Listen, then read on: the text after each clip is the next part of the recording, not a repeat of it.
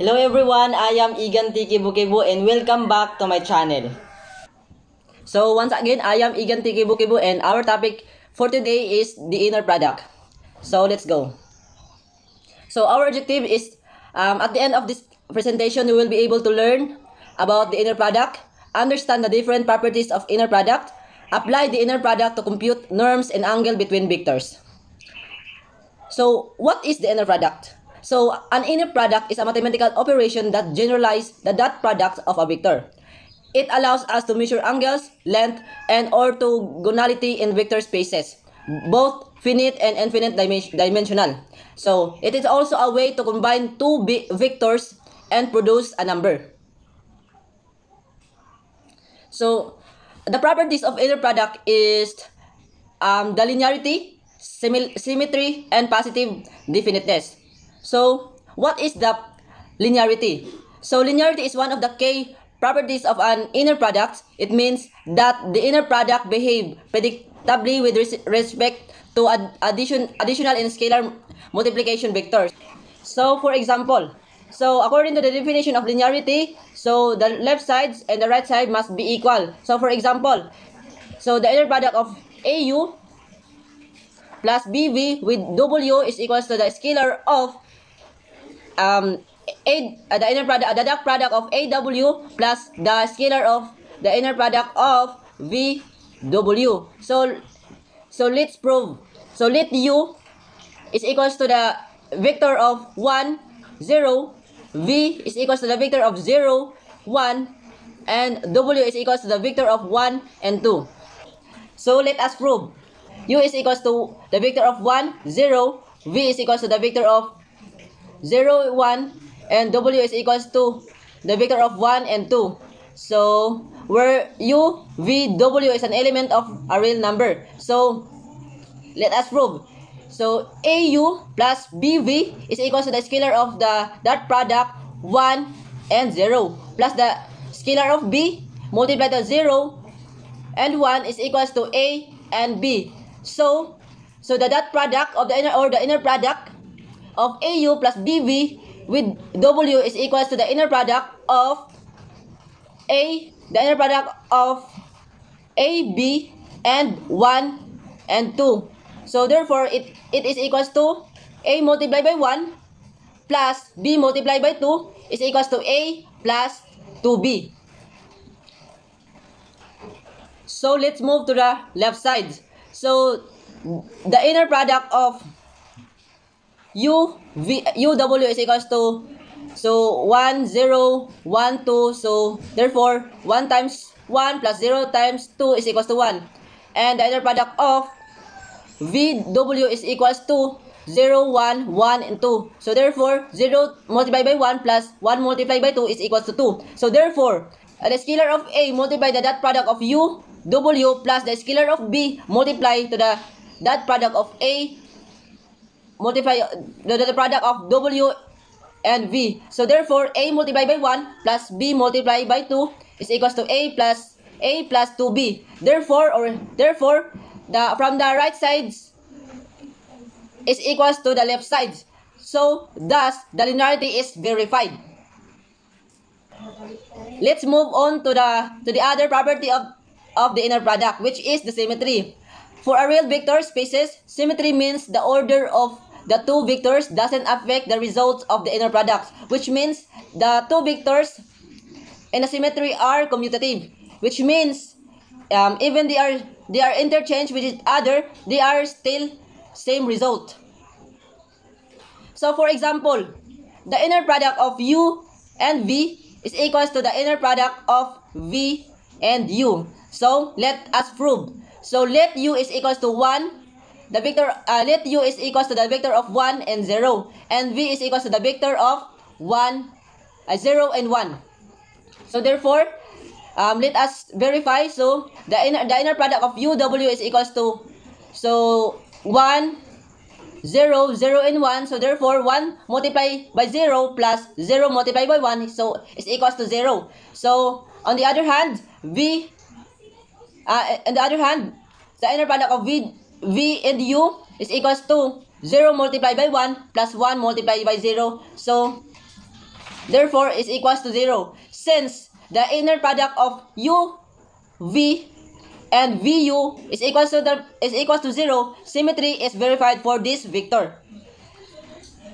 Now let's move on to the other properties of the inner product, which is the definiteness, positive definiteness. So positive definiteness is one of the properties of an inner product. It ensures that the inner product means real, non-negative length and only 0 when the vector itself is 0. So according to the definition of positive definiteness, the inner product of V and V must be greater than or equal to 0 for all V and an element of V. And the inner product of V and V is equal to 0 if and only if V is equal to 0. So let us prove. So for example, let U is equals to the vector of 4 and 5. So the inner product of U and U is equals to 4 multiplied by 4 plus 5 multiplied by 5 is equals to 16 plus 25 is equals to 41. Since the inner product of U and U is equals to 41, where 41 is greater than 0, positive definiteness hold. So again, what are the properties of inner product?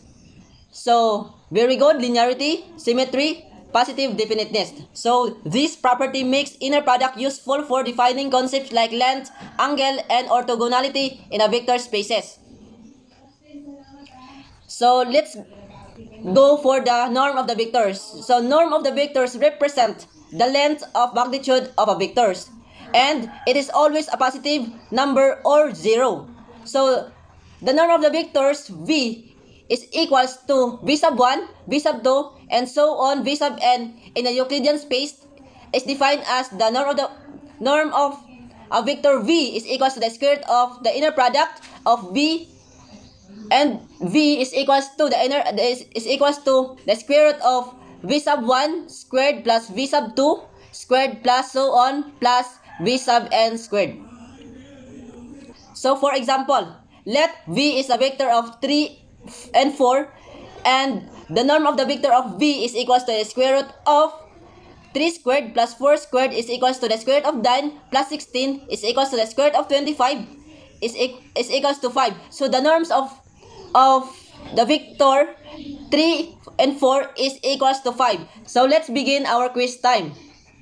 Find the norm of a vector where U is equals to 4, 5, and 6. And I'll give you 30 seconds to answer. So very good, you got the correct answer. So the norm of the vector U is equals to the square root of 4 squared plus 5 squared plus 6 squared is equals to the square root of 16 plus 25 plus 36 is equals to the square root of 77. So let's move on to the angle between two vectors. The angle between two vectors is a measure of the orientation or directions difference between in a vector space. This angle is always between 0 degree and 180 degrees and a fundamental various fields such as physics, engineering, and computer graphics. So when theta is equals to 0, the vector's point is exactly the same direction. So when theta is equals to 90 degrees, the vectors are perpendicular or orthogonal. So when theta is equals to the 180 degrees, the vector point is exactly the opposite direction. So the formula of the angle of two vectors is equals to the cos theta is equals to the dot product of A and B all over the norms of the vector A and B, where A and B is the dot product of a vectors or lengths of a vector A and B, and that theta is the angle between the vectors. To find the angle, theta is equals to the arc cos the dot product of A and B all over the absolute value of the the norm of the vector A and B. Let's begin our quiz time. So find the angle between the two vectors where A is equals to 3 and 4 and B is equals to 4 and 3. So I'll give you 30 seconds to answer. So step 1, we compute the dot product of A and B. So therefore 3 multiplied by 4 plus 4 multiplied by 3 is equals to 12 plus 12 is equals to 24. For step 2, we should find the magnitude where the absolute value of A is equals to the square root of 3 plus 4 squared is equals to the square root of 9 plus 16 is equals to the square root of 25. So therefore, the square root of 25 is equals to 5. Now for the step 3, use the formula. So cos theta is equals to 24 all over 5 times 5 is equals to 24 over 5. Now, let us find the angle. So the angle is equals to arc cos 24 over 5 is equals to arc cos 0.96. So arc cos 0.96 is equals to 16.26 degree. Therefore, the angle between vectors is approximately 26 degrees. So, that was our topic for today. Hoping you have learned for my videos, and please follow me for more videos.